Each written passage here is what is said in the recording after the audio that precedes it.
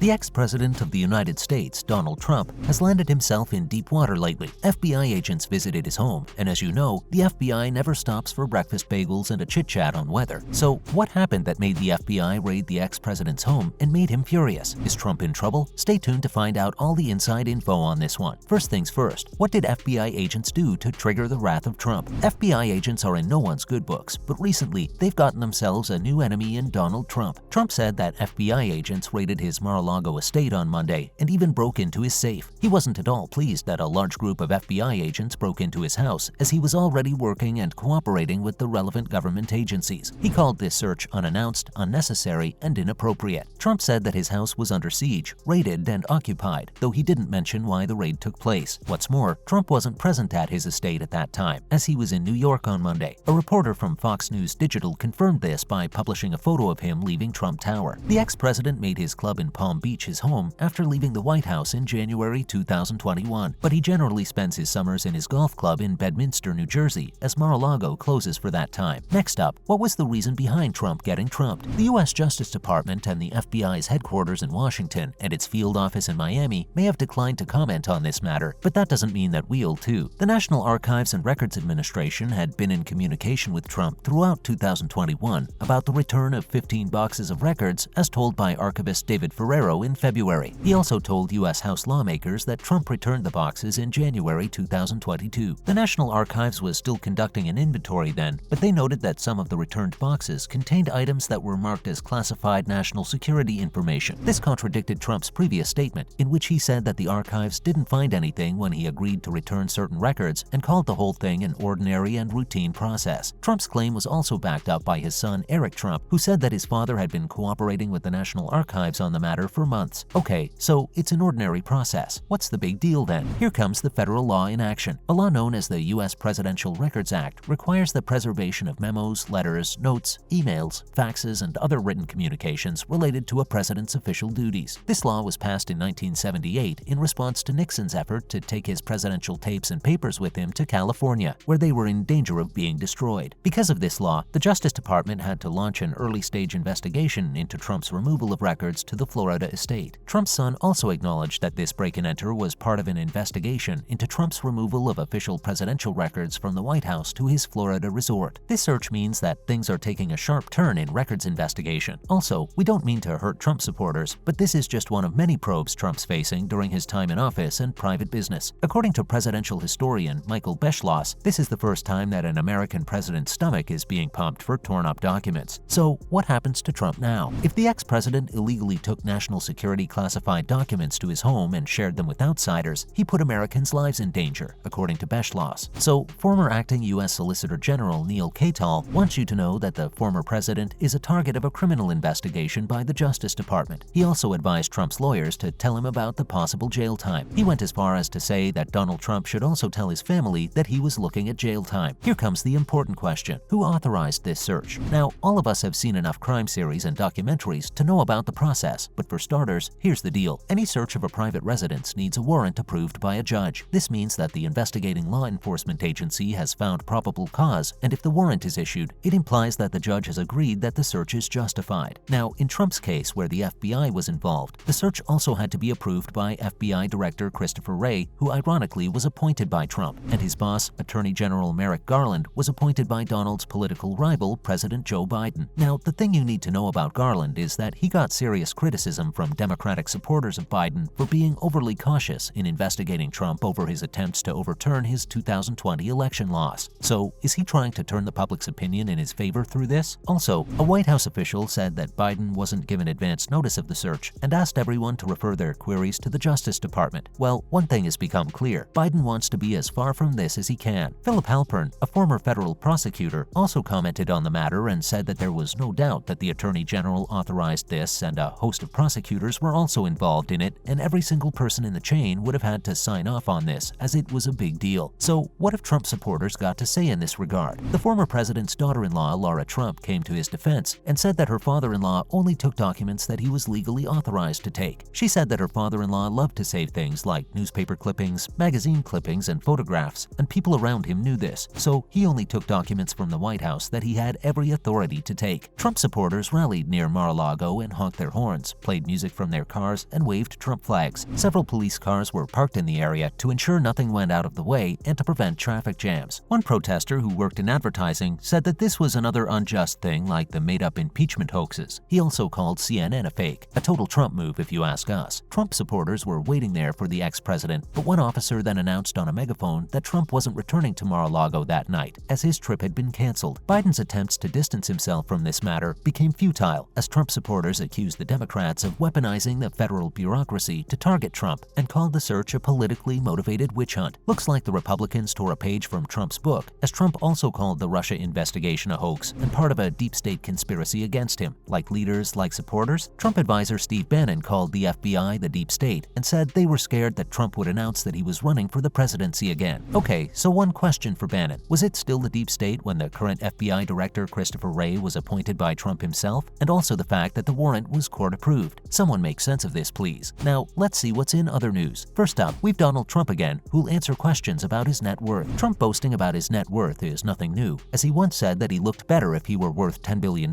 than if he were worth $4 billion. But now, Donald and his eldest daughter, Ivanka Trump, are expected to answer questions under oath later this month about his business. This Q&A came as the result of the New York State Attorney General's office investigations into whether Trump's company fraudulently inflated the value of his assets or not. The Attorney General, Letitia James, believes that misleading business practices have been a part of the Trump organization for years, and now it's time that Trump comes clean about this. The ex-US president tried his best to get himself out of this situation, but a judge ordered him to face questioning. Looks like no more running for Trump. Next up, Trump had a bad day in court. 4 U.S. Capitol police officers sought to hold Trump responsible for emotional and physical injuries they sustained when a pro-Trump mob stormed the Capitol and disrupted the electoral vote count. Trump lawyers claimed that he was absolutely immune from these claims because the acts complained of falling within the outer perimeter of his presidential responsibilities. Federal Judge Amit Mehta said no and dismissed Trump's claims of being immune. He said that Trump's alleged actions in provoking the riot entirely concerned his efforts to remain in office for a second term, and that wasn't the outer perimeter of a president's official responsibilities. Last up, we've Pelosi, who thinks that her Taiwan trip was worth it. House Speaker Nancy Pelosi defended her decision to visit Taiwan despite an aggressive response from China that included live-fire military exercises in the Taiwan Strait. She said the trip was worth it and that China wouldn't be allowed to isolate Taiwan. Also, the speaker girl couldn't understand why people were making such a big deal out of her trip. Well, Pelosi, we hope that you understand the consequences of your actions before it's too late. That's a wrap for this video. So, what do you think about this news from Donald Trump's Florida home? Let us know in the comments below. Make sure to give this video a thumbs up and click the subscribe button for more videos like this. See you at the next one.